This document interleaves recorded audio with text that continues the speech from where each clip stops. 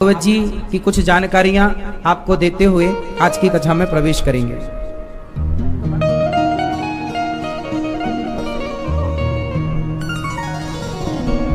तो भागवत की जो विशाल कथा है वो कथा है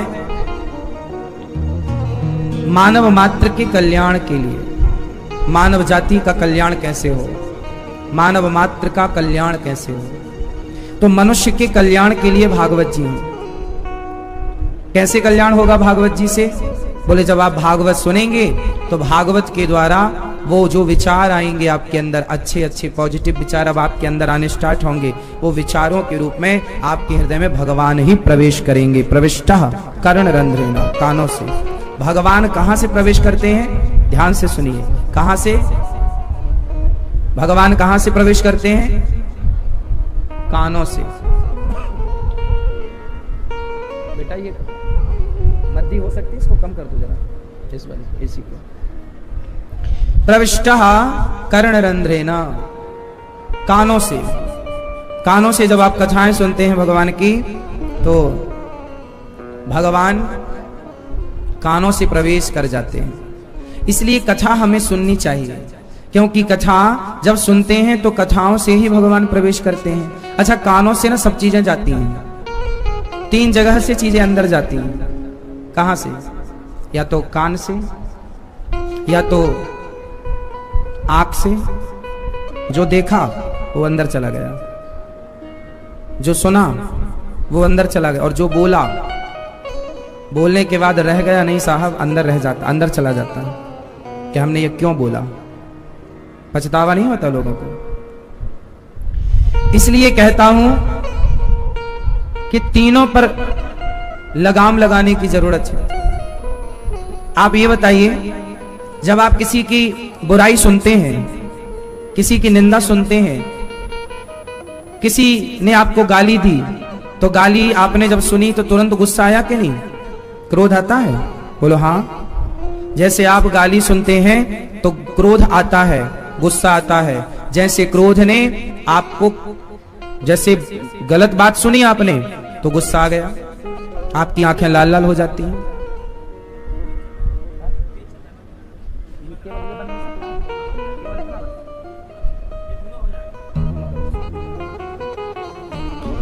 तो जब कानों से आप किसी का क्रोध सुनते हैं, जब आपको किसी ने गाली दी तो शब्द कहां से निकला? मुंह से। गया कहां से? कानों से। आपको किसी ने गाली दी, कानों से सुना, गुस्सा तुरंत आया, मतलब उसका कहा हुआ प्रत्येक शब्द असरदार था। असरदार ना होता तो आपका क्रोध क्यों आता? उसके शब्द आपको प्रभावित कर रहे हैं, हाँ या ना? जबकि वो शब्द बुरे हैं, गाली बुरी होती है, परंतु वो गाली ही है, पर वो आपको प्रभावित कर रही है। गुस्सा आ रहा है आपको कि तुमने मुझे गाली क्यों दी। बातें कही जाती हैं मुंह से, सुनी जाती हैं कानों से, लेकिन सुनी हुई बातें तुरंत प्रभाव छोड़ती हैं। यदि गालियां तुरंत प्रभाव दिखाती है क्रोध लाकर, तो कथा भी तुरंत प्रभाव दिखाती है शांति लाकर के। कथा भी कानों से सुनी जाती है, वाणी से कही जाती है। गाली प्रभावी है। आप बताइए, गालियां प्रभावशाली होती हैं या नहीं? बोलो हाँ। गालियों का प्रभाव है या नहीं? आप किसी को गाली दीजिए, सामने वाला बिल्कुल आग बबूला हो जाएगा। मतलब गाली का प्रभाव देखिए कि उसकी शांति नष्ट हो गई, हाँ या ना? मतलब गाली प्रभावशाली तो है। और गाली क्या है? एक शब्द ही तो है। शब्द ही तो, शब्दों से तो बनी ना, तो शब्द ही है। इसलिए कथा भी क्या है? एक शब्द है। शब्द ही तो जा रहे हैं आपके कानों से, तो शब्द भी कथा है और शब्द ही गाली है। बस एक शब्द औषधि करे, एक शब्द करे घाव। कथा का शब्द औषधि का काम करेगा और गालियों का शब्द घाव का काम करेगा। कहते हैं ना, भर जाते हैं वो घाव जो बनते हैं गोली से, पर वो घाव नहीं भरते जो बनते हैं कड़वी बोली से। इसलिए कहता हूं, शब्दों को संभाल कर बोलना चाहिए। शब्द संभाले के बोलिए, शब्द के हाथे न पाओ। एक शब्द औषधि करे, एक शब्द करे घाव। तो शब्दों में बहुत जान होती है मेरी माँ, शब्दों में बड़ी जान होती है। इन्हीं से आरती, अरदास और अजान होती है। यही समुद्र के वो मोती हैं जिससे इंसानों को इंसानों की पहचान होती है। इसलिए शब्दों को संभाल के रखना चाहिए। शब्दों में बहुत जान होती है। रिश्ते बनते हैं शब्दों से और बिगड़ते हैं बोलो शब्दों से। यहां तक कि पति पत्नी का रिश्ता भी शब्दों से बनता है और शब्दों से ही तलाक तलाक तलाक खत्म, शब्द ही तो है। अब तो तलाक पर इस तरह से प्रतिबंध हो गया, लेकिन पहले तो ऐसी था ना, 3 बार तलाक का हो खत्म रिश्ता, तो शब्द ही तो था तलाक। तलाक में 3 शब्द हैं, तलाक 3 3 9, 3 बार कहना था तलाक तलाक तलाक, 9 शब्द कहने से रिश्ता खत्म। तो रिश्ता कहां से खत्म हो रहा था? शब्दों से। और जुड़ा कहां से था? कबूल है, कबूल है, बोलो हां। जुड़ा कहां से था? शब्दों से। छूटा कहां से? तो शब्दों को हल्के में मत लीजिए मेरी मां, शब्दों में बड़ी दम होती है। यही शब्द हैं जो शब्द यदि सही दिशा में चले तो आपके सही शब्द ईश्वर तक पहुंचा देंगे। यदि आपकी आराधना, आपकी शक्ति, आपकी एनर्जी सही और खर्च हो गई तो वही शब्द, आपकी वाणी से निकला प्रत्येक शब्द, आप बोलिए श्रीमन नारायण, यह भी तो एक शब्द है, श्रीमन नारायण। अब ये शब्द बोलिए। ध्रुव जी ने क्या बोला? ओम नमो भगवते वासुदेवा, शब्द ही तो है, ओम नमो भगवते वासुदेवा। ये शब्द 12 अक्षर, 12 अक्षर का मंत्र है ये, पर है तो 12 अक्षर, है तो शब्द। तो शब्द बोला ध्रुव जी ने, ओम नमो भगवते, और इसी शब्द ने 5 महीने के बाद 6ठा महीने लगते ही भगवान को अपने धाम से लाकर खड़ा कर दिया ना ध्रुव के सामने। ये शब्दों की जान है कि ध्रुव के सामने भगवान आ गए। बोलो हाँ। इसलिए ईश्वर ने आपको बहुत शक्ति दी है। बताओ क्या शक्ति है आपके पास? आपके पास क्या शक्ति है? जोर से। आपके पास कौन सी शक्ति है?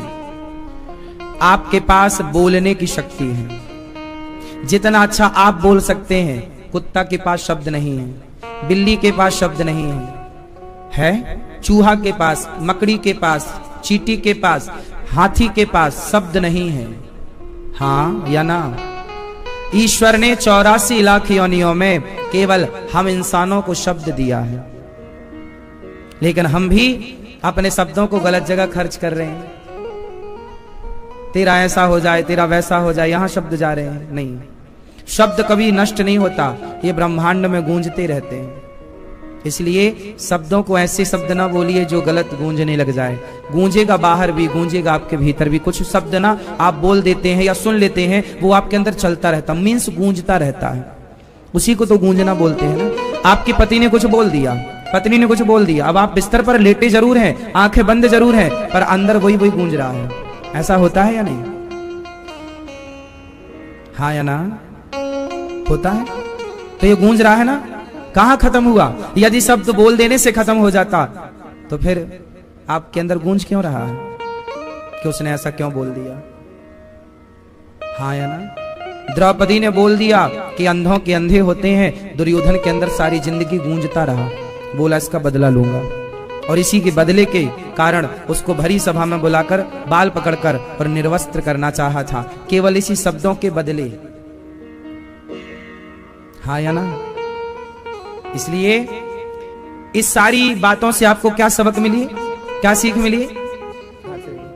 कि आपको शब्दों को संभाल कर यूज करना है, संभल कर बोलना है, उन शब्दों को बोलना है जिनकी आवश्यकता है, क्योंकि शब्दों से रिश्ते बनेंगे और शब्दों से रिश्ते, मैया ओ मेरी प्यारी माँ, शब्दों से रिश्ते बनेंगे और शब्दों से रिश्ते बिगड़ेंगे। इसलिए शब्दों को सोच समझकर बोलेंगे। अच्छे शब्दों का चयन करके रखो कि हमें अपनी पत्नी के लिए, पति के लिए, पुत्र के लिए, परिवार के लिए इन शब्दों का प्रयोग करना है। जैसे आप लोग बढ़िया क्वालिटी का चावल खाते हैं, बढ़िया क्वालिटी का आटा, बढ़िया क्वालिटी के मसाले, बढ़िया क्वालिटी का आप खान पान पसंद करते हैं, बढ़िया क्वालिटी की चीजें, आप ब्रांडेड कपड़े पहनते हैं, सब चीजें अच्छी होनी चाहिए, ऐसे शब्द भी अच्छे होने चाहिए, ब्रांडेड शब्द, अच्छे शब्द। अब आप खा पी अच्छा